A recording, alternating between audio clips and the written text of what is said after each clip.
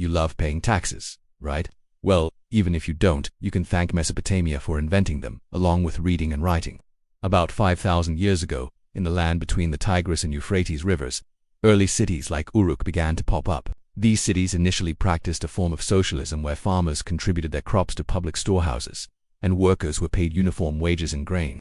This system allowed people to stop being full-time shepherds and specialize in other jobs, like metalworking or becoming the world's first bureaucrats. But life wasn't exactly easy. Unlike the gentle flooding of the Nile in Egypt, the Tigris and Euphrates were violent, unpredictable, and hard to navigate.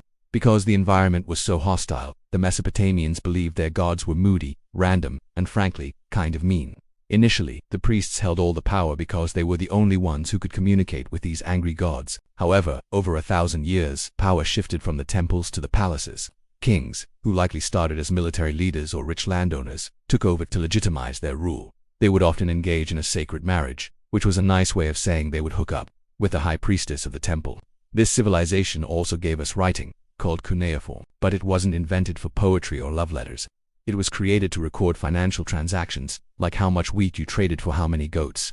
This eventually led to formal laws, like Hammurabi's famous code, which introduced the concept of an eye for an eye but also established the presumption of innocence. Eventually, the region was dominated by the Assyrians, the brutal bullies of Mesopotamia. They created the world's first true empire with a terrifyingly efficient army that was a meritocracy. Generals were chosen because they were good at fighting, not because of who their dads were.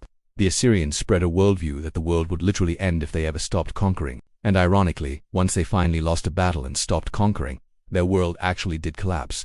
But their legacy of laws, writing, and administration remained, creating the foundation of civilization that ensures